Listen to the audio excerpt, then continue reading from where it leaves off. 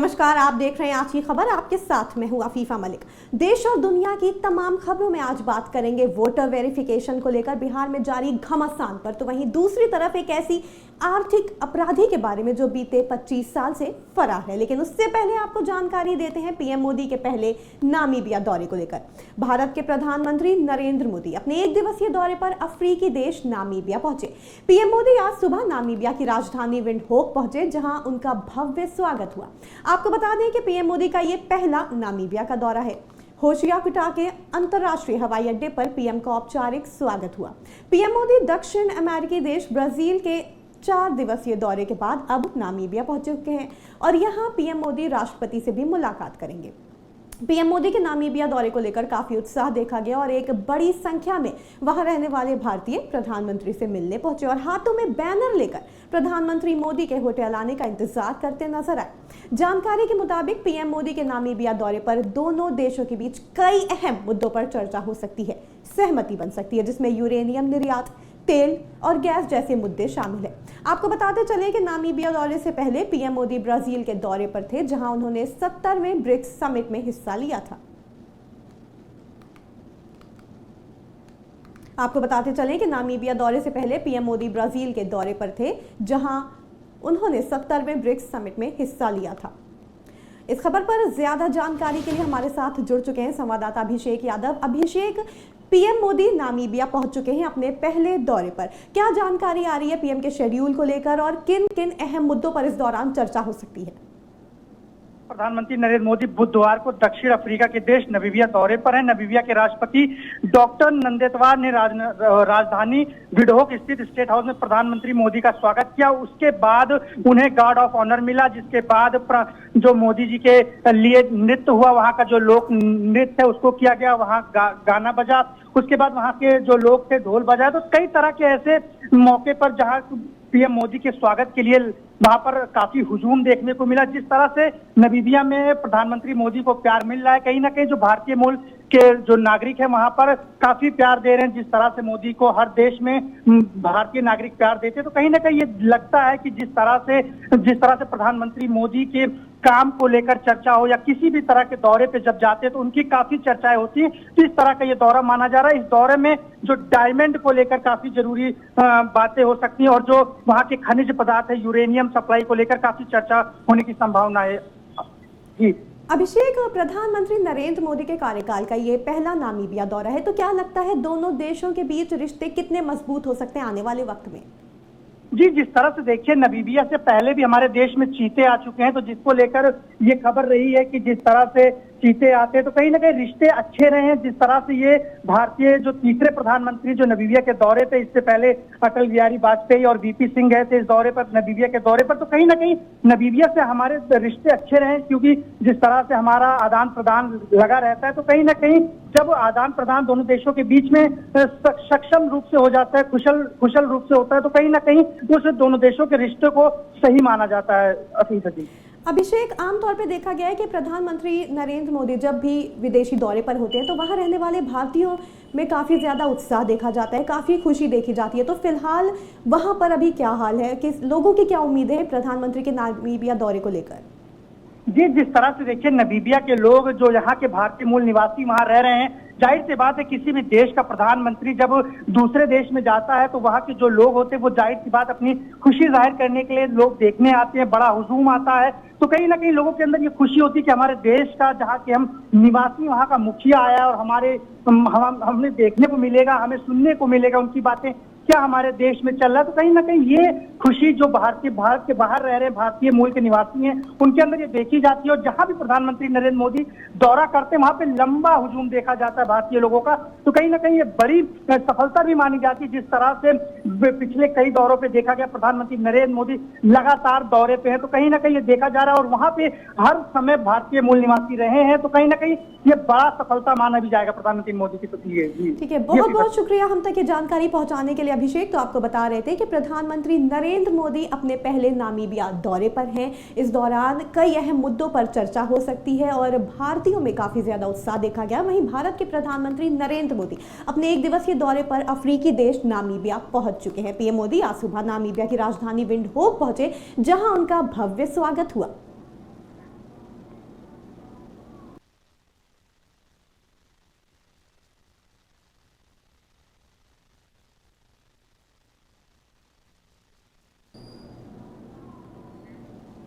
बिहार में एक तरफ चुनाव को लेकर सीएम नीतीश कुमार की पार्टी जनता दल यूनाइटेड तैयारियों में जुट गई है, तो वहीं दूसरी तरफ बिहार राज्य में मतदाता सूची पुनरीक्षण और ट्रेड यूनियन हड़ताल के समर्थन में महागठबंधन ने बिहार बंद का आह्वान कर दिया है, जिसके चलते विपक्ष की तरफ से पुरजोर विरोध जारी है।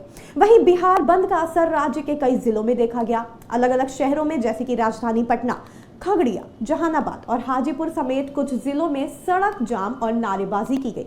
जानकारी के मुताबिक तकरीबन 7 शहरों में ट्रेनें रोकी गईं और 12 नेशनल हाईवे जाम किए गए और इस तरह कई जिलों में जमकर प्रदर्शन किया गया। वोटर वेरिफिकेशन के विरोध में महागठबंधन के नेता पटना की सड़क पर उतर आए और इस तरह वोटर वेरिफिकेशन के विरोध में आवाज उठाते हुए नजर आए कई विपक्षी नेता। कांग्रेस नेता राहुल गांधी बिहार बंद में हिस्सा लेने के लिए राजधानी पटना पहुंचे, साथ ही महागठबंधन के कई कार्यकर्ता भी मौजूद रहे। रिपोर्ट्स के मुताबिक तेजस्वी यादव, राहुल गांधी और कई दिग्गज नेता विरोध जताते हुए आगे बढ़ने लगे।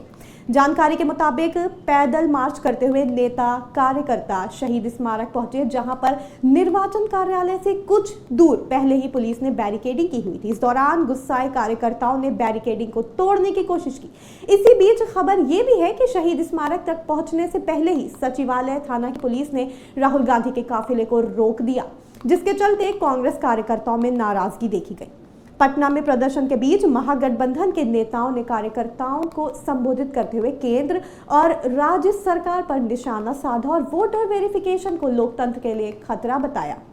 तो एक तरफ बिहार में चुनाव होते हैं, वहीं दूसरी तरफ इस तरह की सियासी गर्मागर्मी देखने को मिल रही है बिहार राज्य में, जहां महागठबंधन के नेताओं ने कार्यकर्ताओं को संबोधित करते हुए केंद्र और राज्य सरकार पर निशाना साधा, साथ ही वोटर वेरिफिकेशन को लोकतंत्र के लिए खतरा बताया है।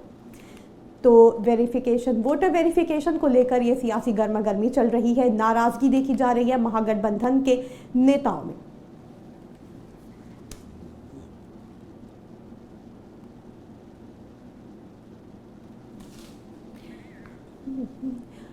इस खबर पर ज्यादा जानकारी के लिए हमारे साथ जुड़ चुके हैं संवाददाता विकास तिवारी। विकास, एक तरफ चुनाव के लिए तैयारियां की जा रही है, तो वहीं दूसरी तरफ महागठबंधन का पुरजोर विरोध वोटर वेरिफिकेशन को लेकर। क्या है ये पूरा मामला, क्या अपडेट है इस पूरे मामले को लेकर, किस तरीके से इस विरोध को देखा जा रहा है बिहार में? जी बिल्कुल, बात करें बिहार विधानसभा चुनाव की, तो विधानसभा चुनाव ऑलमोस्ट साल के आखिरी में होने वाले हैं, मोस्ट प्रोबेबली अक्टूबर या नवंबर में। तो उसको लेकर सभी पार्टियों ने अपने कील कांटे दुरुस्त करने शुरू कर दिए हैं, चाहे एनडीए के तमाम घटक दल हों या फिर महागठबंधन के सभी पार्टियां, सबने चुनाव की तैयारियां शुरू कर दी थी। लेकिन इसी बीच एक ऐलान आ जाता है चुनाव आयोग का कि 24 जून को ईसी ऐलान करता है कि वो बिहार के अंदर SIR स्पेशल इंटेंसिव रिवीजन का जो है वो आयोजन करेंगे, जिसके अंतर्गत बूथ लेवल के जो ऑफिसर होंगे वो घर घर जाएंगे और 2003 के बाद के जो वो रजिस्टर्ड वोटर्स हैं उनके दस्तावेज, उनके जन्म प्रमाण पत्र, तमाम 11 दस्तावेजों की लिस्ट जो है वो चुनाव आयोग ने जारी की है। उसके तहत ये पूरा अभियान चलाया जाएगा और ये जो वोटर लिस्ट है वो दोबारा नहीं बनाई जाएगी। लेकिन विपक्ष इसी का विरोध कर रहा है, क्योंकि ऑलरेडी अक्टूबर से लेकर फरवरी मार्च तक एक जो है वो रिवीजन हो चुका है, जिसे स्पेशल समरी रिवीजन बोलते हैं। तो स्पेशल समरी रिवीजन जब हो चुका है, उसके बावजूद विपक्ष का यही सवाल है कि जब स्पेशल समरी रिवीजन हो चुका है तो स्पेशल इंटेंसिव रिवीजन की जरूरत क्या है। पर इसी को लेकर तमाम विपक्ष सवाल चुनाव आयोग पर खड़े कर रहा है, जिसको लेकर आज बिहार बंद का आयोजन किया गया है, जिसमें बिहार के जो नेता प्रतिपक्ष हैं तेजस्वी यादव वो भी शामिल हुए और जो केंद्र सरकार में लोकसभा में नेता प्रतिपक्ष हैं राहुल गांधी वो भी पहुंचे। जी विकास, आखिर वोटर वेरिफिकेशन जरूरी क्यों है, क्यों इसको किया जा रहा है और विपक्ष का क्या कहना है कि क्या कदम उठाए जा सकते हैं ऐसा नहीं करने के लिए और क्यों इसको करना जाना चाहिए? जी, अगर बात करें वोटर वेरिफिकेशन की तो उसकी जरूरत बिल्कुल पड़ती है, क्योंकि अगर देखें तो हर बीतते दिन के साथ कोई जो मतदाता है उनमें से कोई ना कोई मरता है, नए लोग पैदा होते हैं और हर बीते साल के साथ, हर दिन के साथ कुछ लोग ऐसे होते हैं जो नौकरी या अन्य वजहों से पलायन कर जाते हैं शहर से, या फिर लोग 18 साल की उम्र जो वोट देने की है उसे क्रॉस करते हैं। तो उसके उन आंकड़ों के आधार पर जो है वो वोटर लिस्ट का पुनरीक्षण होना, उसे नया बनाया जाना लाजमी है और वो हमेशा होता है। लेकिन ये जो बिहार में अब हो रहा है वो अलग है, स्पेशल इंटेंसिव रिवीजन है, वो है विशेष गहन पुनरीक्षण। अगर दोनों में बात करें तो एक SSR है, स्पेशल समरी रिवीजन, और दूसरा है SIR, स्पेशल इंटेंसिव रिवीजन। अगर स्पेशल इंटेंसिव रिवीजन कुछ स्पेसिफिक टाइम पर होता है, अगर चुनाव आयोग को तभी ऐसा लगता है कि किसी विशेष इलाके में या राज्य में कोई वोटर लिस्ट है उसमें अप्रत्याशित बढ़ोतरी अगर देखी गई है या कुछ कटौती की गई है, तब ये कदम उठाया जाता है। और यही रीजन है कि 1951 में जब पहली बार चुनाव हुआ था, तब से लेकर 2003 तक ये जो प्रक्रिया है वो केवल 13 बार की गई है। मतलब ये केवल स्पेसिफिक ओकेजन्स पर होती है, और 2003 के बाद से 22 सालों में अब तक ये कदम नहीं उठाया गया है स्पेशल इंटेंसिव रिवीजन का। तो वही विपक्ष का सवाल है कि जब पिछले 22 सालों में ऐसा कुछ नहीं किया गया तो अब ये क्यों किया जा रहा है? क्योंकि 5 महीने, मुश्किल से 4 या 5 महीने ही बिहार चुनाव को बचे हैं। और बात करें अगर 2003 में जब ये कदम प्रक्रिया की गई थी तो लगभग 1 से 1.5 साल का समय लगा था, और अभी जब जो ये चुनाव आयोग ने टाइमलाइन जारी की है उसके अकॉर्डिंग 1 महीने में पूरी प्रक्रिया हो जाएगी और 1 महीने शिकायतों और उनके निस्तारण के लिए रहेगा। तो विपक्ष का यही सवाल है कि इतनी जल्दबाजी में यह प्रक्रिया क्यों की जा रही है, इसकी मांग किसने की, और तमाम सारे सवाल जिसको लेकर विपक्ष चुनाव आयोग को घेर रहा है। जी विकास, ऐसा भी कहा जा रहा है कि महागठबंधन का एक प्रतिनिधि मंडल चुनाव आयोग के कार्यालय पहुंच सकता है। इसको लेकर क्या कुछ अपडेट सामने आ रही है और कौन कौन से नेता हैं जो प्रतिनिधि मंडल के तहत जाएंगे? जी अगर देखें तो 5 जुलाई को भी महागठबंधन के कई नेता थे, वो चुनाव आयोग से मिलने पहुंचे थे, लेकिन चुनाव आयोग का जो रवैया था उसको लेकर विपक्ष के नेताओं ने जब बाहर आए तो उन्होंने बयान दिया कि जैसे चुनाव आयोग बिहेव कर रहा था वो एक संवैधानिक बॉडी की तरह नहीं, कॉन्स्टिट्यूशनल बॉडी की तरह नहीं, बल्कि एक पॉलिटिकल पार्टी की तरह बिहेव कर रहा था। जैसे उन्होंने चुनाव आयोग पर यह आरोप लगाया कि जो ईसी के चीफ हैं वो ऐसे कह रहे थे कि ये नया चुनाव आयोग है, ये अपनी ही तरह से काम करेगा।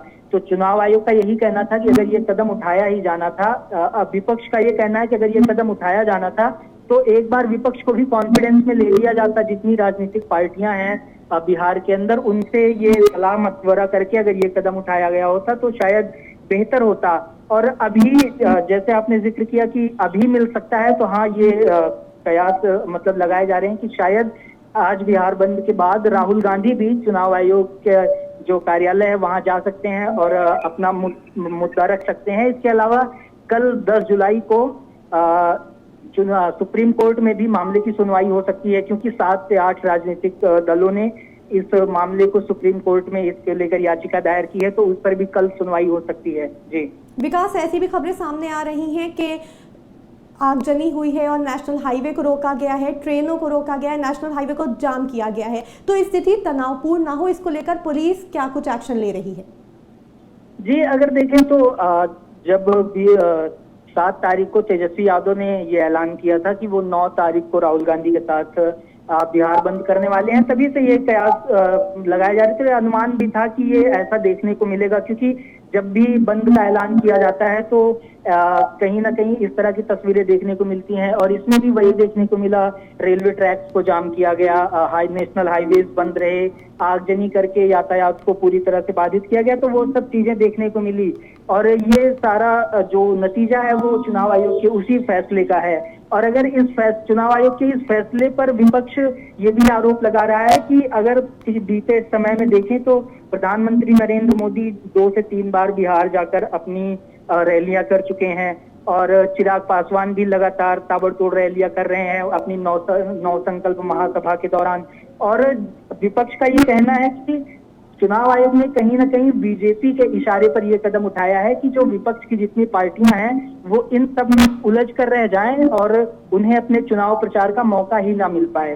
तो कई तरह के जो आरोप हैं वो जो विपक्ष है वो चुनाव आयोग पर लगा रहा है। ये कह रहा है कि चुनाव आयोग बीजेपी आयोग की तरह काम कर रहा है। तो कई सारे जो आरोप हैं वो चुनाव आयोग पर लग रहे हैं। फिलहाल आयोग भी अपनी सफाई दे रहा है कि वोटर लिस्ट अपडेशन जरूरी है, लेकिन विपक्ष का यही कहना है कि अगर अक्टूबर से लेकर जो फरवरी तक जो समरी रिवीजन किया गया था उस पर भरोसा नहीं है, तो जो बीते 2003 के बाद से समरी रिवीजन के तहत जो 5 लोकसभा और 5 विधानसभा चुनाव हुए हैं उनकी भी कोई वैधता नहीं है। इसको लेकर कई सारे जो है वो पक्ष अपना मुद्दा जो है वो विपक्ष रख रहा है। जी कि बहुत बहुत शुक्रिया हम तक ये जानकारी पहुंचाने के लिए विकास। तो बिहार के मौजूदा हालात के बारे में आपको बता रहे थे, जहां बिहार बंद का असर राज्य के कई जिलों में देखा गया, अलग अलग शहरों में, जैसे कि राजधानी पटना, खगड़िया, जहानाबाद और हाजीपुर समेत कुछ जिलों में सड़क जाम और नारेबाजी की गई।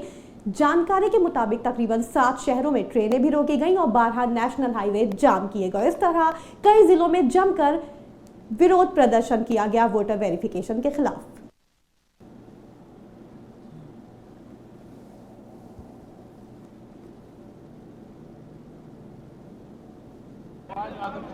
इलेक्शन कमीशन, मैं आपको साफ बोल रहा हूं और आप जानते हो,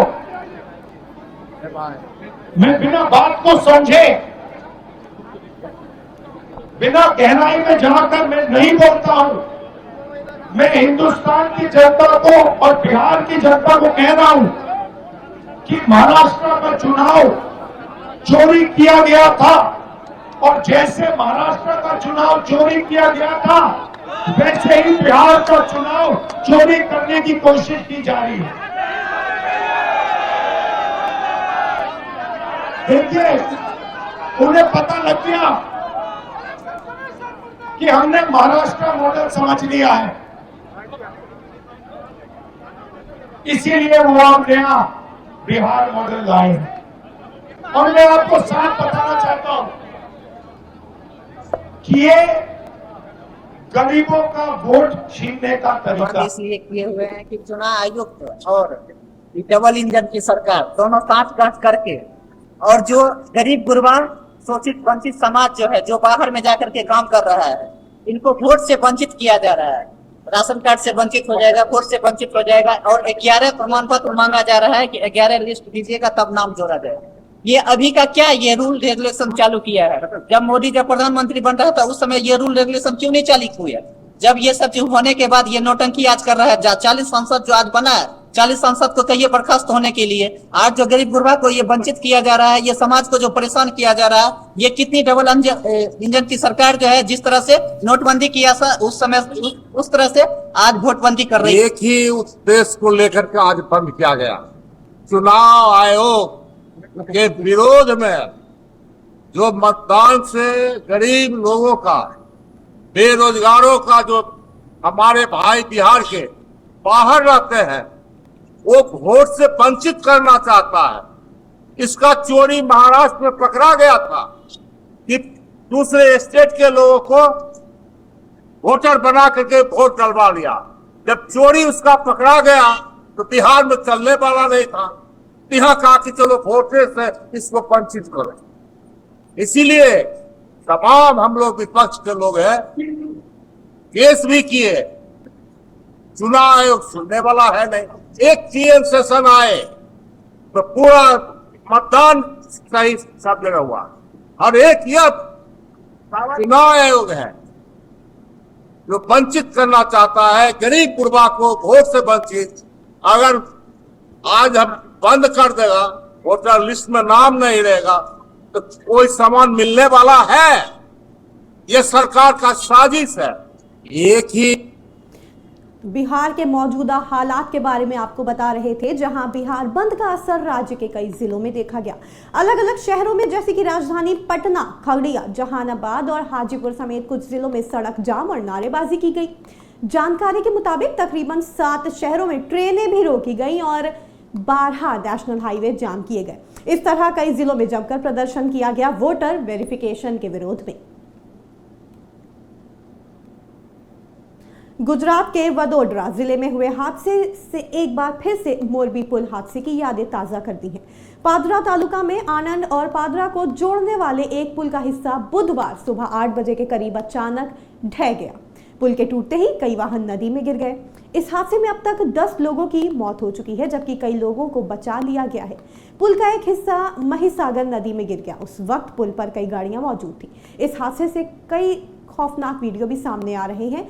वहीं आपको बता दें कि जैसे ही ये हादसा हुआ उस वक्त अफरा तफरी मच गई। फौरन रेस्क्यू ऑपरेशन जारी किया गया, कई लोगों को का रेस्क्यू ऑपरेशन किया गया और कई गाड़ियां भी कई वाहन इस दौरान नीचे गिर गए। में कॉलेज हुआ था, उसमें व्हीकल्स, 4 व्हील्स, ट्रक्स और बाकी रिक्शा वगैरह अंदर गिरी थी। रेस्क्यू ऑपरेशन सुबह से शुरू कर दिया है। लोकल स्विमर्स ने तुरंत काम किया था, बोट्स वहां पर आ गई थी, साथ ही साथ तुरंत ही नगर पालिका की टीम आ गई थी। VMC, emergency response centre, NDRF की टीम और बाकी प्रशासन और पुलिस की टीम यहाँ पर तैनात है। रेस्क्यू की यहाँ पर कार्यवाही ऑनगोइंग है और जल्द से जल्द वो कार्यवाही तुरंत खत्म की जाएगी। खास करके अभी ह्यूमन लॉस मिनिमाइज हो उस दिशा में कोशिश कर रहे हैं। अभी ज्यादातर बॉडीज हमने बाहर निकाली है। अभी भी वहाँ पर जो ट्रक्स और एक पिकअप वन है उसको बाहर निकालने की कोशिश कर रहे हैं। ट्रक को बाहर निकालने में थोड़ी दिक्कत हो रही है, इसीलिए हम मैकेनिकल फोर्स का भी यूटिलाइजेशन कर सकते हैं। तो अभी वो विमान हादसों को लेकर कहीं ना कहीं तमाम सवाल उठ रहे हैं और वजह है बीते कुछ वक्त में हुए ऐसे विमान हादसे जिनको अभी तक भुलाया नहीं जा सका है। वहीं अब बिहार के पटना से दिल्ली आ रही इंडिगो की फ्लाइट की इमरजेंसी लैंडिंग कराई गई है। एक पक्षी के टकराने को इसके पीछे की वजह बताया जा रहा है, जिसके कारण ये इमरजेंसी लैंडिंग करानी पड़ी। विमान को पटना के जयप्रकाश नारायण इंटरनेशनल एयरपोर्ट पर उतारा गया। जानकारी के मुताबिक विमान में 169 यात्री सवार थे और सभी यात्री सुरक्षित हैं। पटना एयरपोर्ट की ओर से जारी बयान में कहा गया कि पटना से दिल्ली आने वाली फ्लाइट ने सुबह 8:42 पर उड़ान भरी थी, लेकिन टेक ऑफ के तुरंत बाद एक पक्षी विमान से टकरा गया। जांच के दौरान रनवे से मरे हुए पक्षी के अवशेष मिले हैं। विमान के एक इंजन में वाइब्रेशन की वजह से एयरक्राफ्ट को वापस पटना लौटने को कहा गया। विमान को सुरक्षित रनवे पर उतारा जा चुका है और सभी यात्री सुरक्षित हैं। अब बात करते हैं एक ऐसे शख्स को लेकर जो भारत में फ्रॉड करके अमेरिका भाग गई थी और पूरे 2 दशक के बाद कथित आर्थिक अपराधी मोनिका कपूर को भारत लाया जा रहा है। सीबीआई ने अब मोनिका कपूर को गिरफ्तार किया है, जो इंपोर्ट एक्सपोर्ट फ्रॉड केस में तकरीबन 2 दशक से फरार चल रही थी और सीबीआई की टीम मोनिका को भारत लेकर आ रही है। आपको बताते चले कि मोनिका कपूर तकरीबन 25 साल पहले फ्रॉड करके अमेरिका भाग गई थी। जानकारी के मुताबिक एजेंसी ने मोनिका कपूर को अमेरिका में हिरासत में ले लिया है और मोनिका की फ्लाइट बुधवार रात भारत पहुंचने के बाद भी सामने आई है। सीबीआई कथित आर्थिक अपराधी मोनिका कपूर को अमेरिका से भारत ला रही है। हर तरह से इसे सीबीआई की एक बड़ी सफलता माना जा रहा है, क्योंकि मोनिका एक लंबे वक्त से फरार चल रही थी और अब मोनिका भारतीय एजेंसियों की हिरासत में आ चुकी है। जानकारी के मुताबिक अमेरिकी विदेश मंत्री ने मोनिका कपूर के उस दावे को खारिज कर दिया जिसमें उन्होंने कहा था कि अगर उन्हें भारत वापस लाया गया तो उन्हें प्रताड़ित किया जा सकता है। आइए अब आपको बताते हैं कि धोखाधड़ी से जुड़ा क्या है ये पूरा मामला। मोनिका कपूर 1999 में कथित धोखाधड़ी के बाद अमेरिका भाग गई थी। आरोप है कि मोनिका ने अपने 2 भाइयों के साथ मिलकर ज्वेलरी व्यवसाय के लिए फर्जी डॉक्यूमेंट्स बनाए थे। वहीं जानकारी के मुताबिक मोनिका कपूर दिल्ली की ओवरसीज नाम की फर्म की मालकिन भी हैं। इस पूरे मामले को लेकर सीबीआई का कहना है कि मोनिका ने अपने भाइयों राजन खन्ना और राजीव खन्ना के साथ मिलकर नकली एक्सपोर्ट डॉक्यूमेंट्स बनवाए। इन फर्जी दस्तावेजों के आधार पर उन्होंने 6 लाइसेंस लिए और फिर इन लाइसेंसों को ऊंचे दाम पर बेच दिया। इस कंपनी ने इन लाइसेंसों का इस्तेमाल कर ड्यूटी फ्री सोना मंगवाया, जिससे सरकार को करोड़ों का नुकसान हुआ। वहीं अब कानूनी प्रक्रिया को पूरा करने के बाद सीबीआई की टीम ने अमेरिका पहुंचकर मोनिका को हिरासत में ले लिया है और मोनिका को वापस भी लाया जा रहा है। भारत आने के बाद मोनिका को कोर्ट में पेश किया जाएगा, फिर इस मामले का ट्रायल शुरू किया जाएगा। तो बड़ी खबरों में फिलहाल इतना ही। जुड़े रहें आज की खबर के साथ ताज़ा तरीन खबरों के लिए।